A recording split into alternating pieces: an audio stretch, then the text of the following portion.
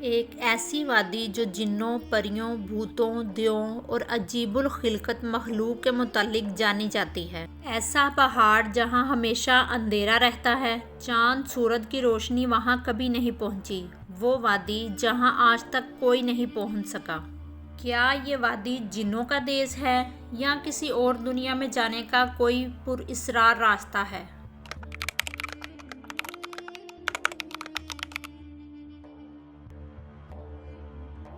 کوہ کا نام سامنے آتے ہی کوئی گمشدہ عربی کہانیاں ذہن میں جاگ اٹھتی ہیں۔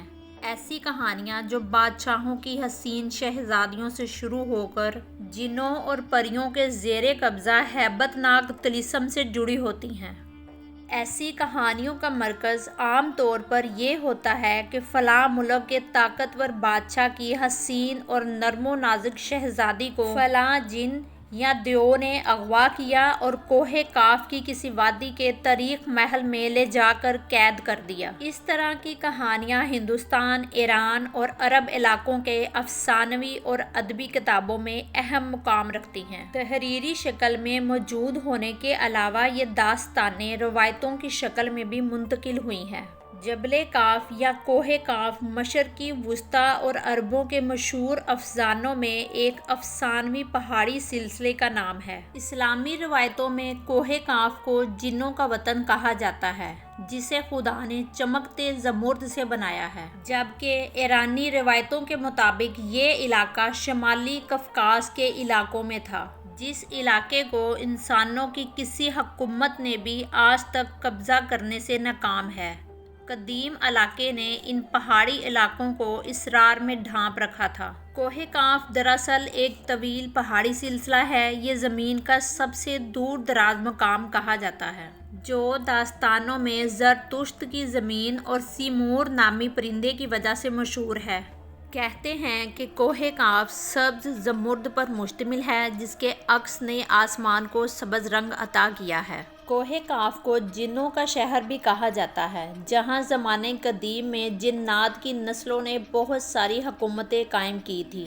امام تزوینی لکھتے ہیں کہ کوہ کاف کئی علاقوں میں تقسیم ہے، جس میں 70 زمینیں چاندی کی ہیں، 70 زمینیں سونے کی ہیں اور 70 مشق کی۔ عربی کتابوں کے مطابق کاف پہاڑی سلسلوں میں سب سے اونچا تھا، جو اللہ کی طرف سے زمین کو سہارا دینے کے لیے بنایا گیا تھا، اور اس دنیا میں جتنے بھی پہاڑی سلسلے ہیں، تمام سلسلوں کی شاخیں زیر زمین کوہ کاف سے جڑی ہیں۔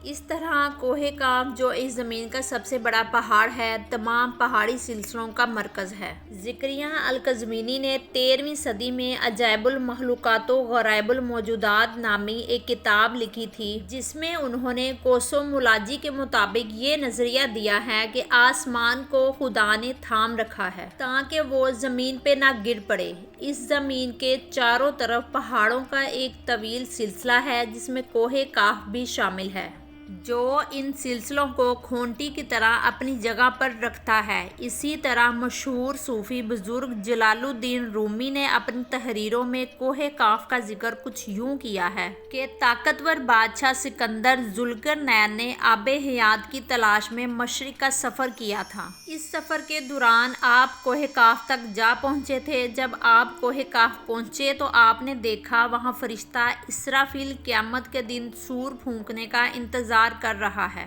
کوہ کاف اور اس میں موجود مخلوقات کے متعلق ایک اور روایت بیان کی جاتی ہے۔ حضرت ابن عباس فرماتے ہیں، رسول اللہ صلی اللہ علیہ وآلہ وسلم ہمارے پاس تشریف لائے جبکہ ہم مسجد نبوی میں حلقہ بنا کر بیٹھے ہوئے تھے۔ ہمیں آپ صلی اللہ علیہ وآلہ وسلم نے فرمایا، کیا کر رہے ہو؟ ہم نے عرض کیا، ہم سورج کے متعلق غور کر رہے ہیں کہ وہ کیسے طلوع ہوتا ہے اور کیسے غروب ہوتا ہے۔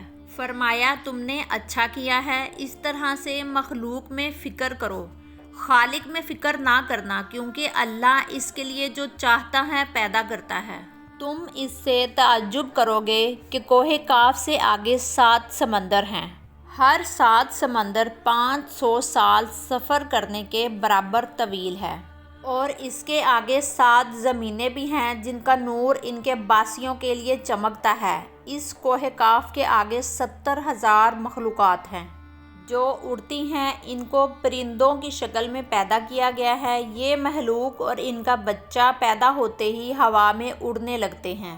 یہ اپنی تسبیح کی ادائیگی میں ذرا برابر وقفہ نہیں کرتے۔ ان کا کھانا بھی ہوا ہے، پینا بھی ہوا ہے، ان کا لباس بھی ہوا ہے، ان کے برتن بھی ہوا کے ہیں۔ وہ نہیں جانتے کہ اللہ نے حضرت آدم علیہ السلام کو پیدا کیا ہے، اور نہ ابلیس کو جانتے ہیں، اور نہ ہی ابلیس کی اولاد کو جانتے ہیں۔ اللہ نے کوہ کاف کو دنیا کے گرد تخلیق کیا ہے۔ یہ تمام دنیا اس پہاڑ کے درمیان میں ایسے موجود ہے جیسے ایک انگلی میں انگوٹھی۔ کوئی انسان وہاں نہیں پہنچ سکتا، کیونکہ وہاں پہنچنے تک 4 مہینے اندھیرے سے گزرنا پڑے گا۔ یہ وہ پہاڑ ہے جہاں کوئی سورج نہیں، کوئی چاند نہیں، یہاں تک کہ یہ لوگ چاند اور سورج کے بارے میں بھی نہیں جانتے کہ اللہ نے چاند اور سورج بھی تخلیق کیے ہیں۔ جو روشنی ان تک پہنچتی ہے وہ کاف پہاڑ کی روشنی ہے، اور وہاں موجود لوگ جڑی بوٹیاں کھاتے ہیں اور ان کے بدن پر کوئی کپڑا نہیں ہوتا۔ صحابہ نے پوچھا، یا رسول اللہ، کیا وہ لوگ فرشتے ہیں؟ آپ صلی اللہ علیہ وآلہ وسلم نے ارشاد فرمایا، نہیں، وہ فرشتے نہیں ہیں، لیکن اللہ سے ان کی فرما برداری بالکل فرشتوں کی طرح ہے۔ پھر آپ صلی اللہ علیہ وآلہ وسلم نے فرمایا، معراج کی رات ان کی ملاقات کوہ کاف کے لوگوں سے ہوئی تھی، اور وہاں کے لوگوں نے آپ صلی اللہ علیہ وآلہ وسلم کی دعوت کو قبول کیا اور وہ مسلمان ہو گئے۔ صوفیہ کرام کے نزدیک دراصل کوہ کاف اس زمین میں موجود کوئی پہاڑ نہیں، بلکہ کوہ کاف سے مراد عالم مثال میں موجود واقعہ وہ پہاڑی سلسلہ ہے جو بذریعہ کشف اولیاء کرام کے مشاہدے میں آتے ہیں۔ جیسا کہ خواجہ فرید الدین عطار جیسے صوفیہ نے اس تصور کا مشاہدہ کیا ہے۔ طریقت میں کوہ کاف کو شعور کا ایک دائرہ اور مرید کو ایک حد سمجھا جاتا ہے، جسے پا کر بندہ فنافی اللہ کے درجے تک پہنچ جاتا ہے۔ بہت سارے لوگوں کا یہ ماننا ہے کہ یہ لفظ کاف کسی چیز کے مرکز کو ظاہر کرتا ہے، اور یہ لفظ اتنا مقدس ہے کہ قرآن میں پوری ایک سورت کا نام سورت کاف ہے، جو اس کوہ کاف پہاڑ کی طرف اشارہ کرتا ہے۔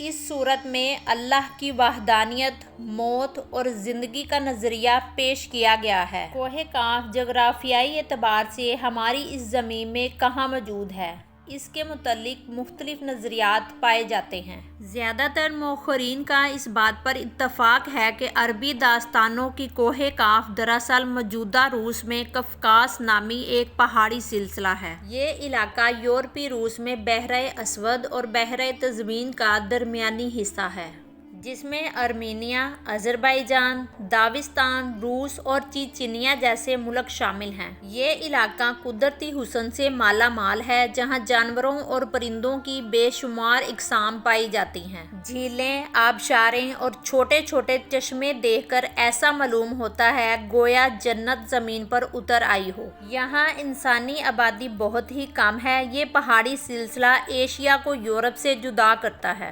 اگر کوہ کاف کو فلائی سیٹلائٹ سے دیکھا جائے تو یہ علاقہ سفید پٹی جیسا نظر آتا ہے، جبکہ بعض محققین کا خیال ہے کہ کوہ کاف انٹارکٹیکا کے ان ویران اور برفیلے علاقے میں موجود ہے، جو ہمیشہ بادلوں اور اندھیروں سے ڈھکا ہوتا ہے، جبکہ کچھ لوگ قدیم دور کے اٹلانٹس سٹی کو کوہ کاف قرار دیتے ہیں، جو کسی بڑے عذاب کی وجہ سے تباہ ہو چکا ہے۔ جدید فزکس کی نئی دریافت یعنی ڈائمینشنز بھی کوہ کاف کو سمجھنے میں آسانی پیدا کر سکتی ہے۔